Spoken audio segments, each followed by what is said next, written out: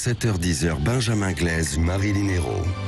9h47 sur Sud Radio, bienvenue si vous nous rejoignez, c'est l'heure de passer à table avec notre chef du jour pour le réveillon comme une odeur maritime.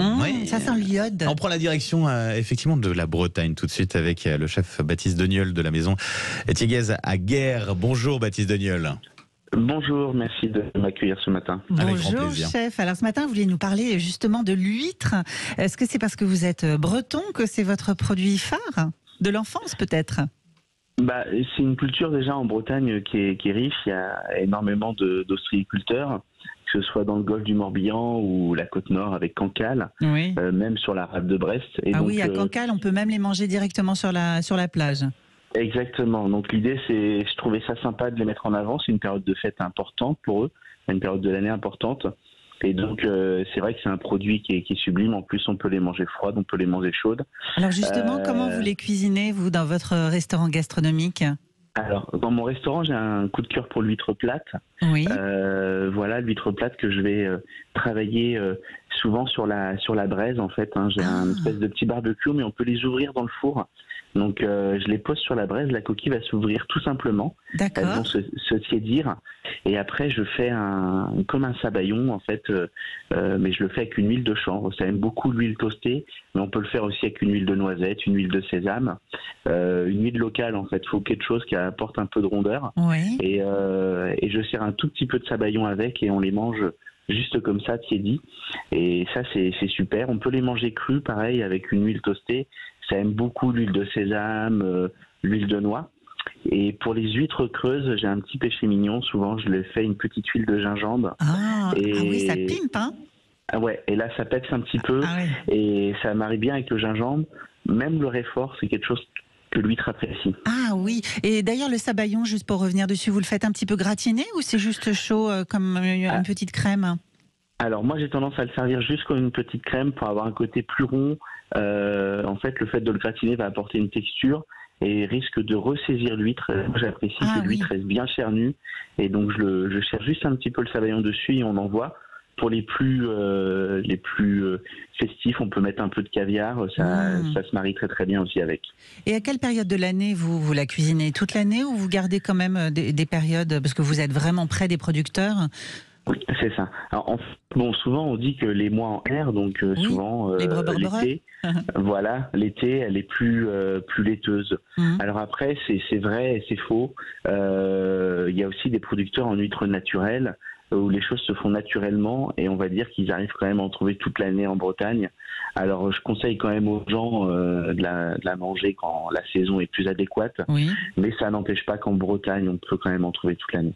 Et sinon à la maison on veut pimper un peu justement une entrée avec des huîtres, qu'est-ce qu'on peut faire ? Parce que vous savez, ce que vous m'avez dit là, le sabayon, c'est un petit peu technique quand même. Ouais, c'est un peu technique. Bon après, c'est aussi l'huître, ça peut être aussi un joli condiment. Ça peut être un joli carpaccio de Saint-Jacques, même un carpaccio de bœuf. Voilà, ça c'est quelque chose que vous pouvez préparer. Et vous venez servir une vinaigrette où vous avez incorporé un petit tartare d'huître. Ça va donner du peps, ça va donner un peu de rondeur avec un poisson chaud, style un bar grillé, un pavé de cabillaud. Vous le faites en papillote, vous ajoutez une petite huître dedans qui va donner un peu de rondeur, un peu d'iode. Ça, c'est quelque chose qui marche très très bien aussi. Plein de façons de la travailler. Et vous fournissez chez qui là, sur les huîtres dans votre région ? Alors, moi j'ai 2 maisons coup de cœur en Bretagne qui vont être la maison Quintin. Ah oui, à Saint-Philibert. Voilà, c'est ça. Autrement aussi, faut le citer aussi, c'est fait partie des meilleurs, c'est Géga, en fait, dans le golfe du Morbihan, qui fait des huîtres aussi naturelles. Voilà, mais après, vous avez aussi la maison Cadoret, la maison Le Gris, Madec aussi, qui sont vraiment des belles maisons en Bretagne. Je veux dire qu'on a de quoi s'amuser. Et pour parler un petit peu de vous, vous avez quand même un parcours. Vous travaillez avec votre épouse dans cette très jolie maison.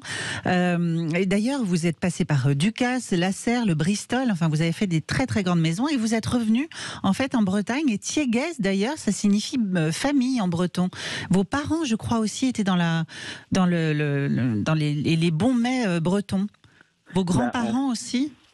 C'est ça, mes parents étaient crêpiers, mes arrière-grands-parents aussi, et ils avaient une crêperie en fait, et puis quand ils l'ont mis en vente, ils n'avaient pas forcément l'envie de la reprendre, et puis c'est en mangeant chez Bernard Loiseau et en lisant son livre qui s'était installé à 22 ans pour créer sa propre identité culinaire et apprendre tout seul. Et à la fin du repas, j'ai lu le livre et à 3h du matin, j'ai appelé mes parents, j'ai dit je vais reprendre la crêperie et je vais faire un restaurant. Ça a été l'élément déclencheur, se dire que je pouvais m'installer jeune et puis ça a vraiment marché. J'ai appris de mes erreurs, j'ai construit et aujourd'hui j'essaye avec mon épouse de créer une maison, un lieu très familial, mais surtout avec une identité et une maison telle qu'on aurait aimé nous être clients. Puis vous êtes dans un coin, vous êtes près de la forêt de Brocéliande, vous êtes le Merlin, l'enchanteur de l'assiette en fait. C'est pas mal, hein? C'est pas mal, ça fait plaisir. Je vous le laisse si vous voulez l'utiliser sur votre site internet. Avec plaisir. Et j'espère que les clients se disent ça en ressortant surtout. Oui, et puis en plus, pour les gens qui ont envie de vous connaître, vous avez donc le restaurant gastronomique, mais aussi un bistrot avec un menu midi à 25 €. Donc c'est tout à fait abordable pour vous découvrir. On a un bistrot qui est ouvert 3 jours par semaine, le lundi et vendredi. Le restaurant gastronomique, lui, ouvert du jeudi au lundi, mais il est ouvert le week-end en plus.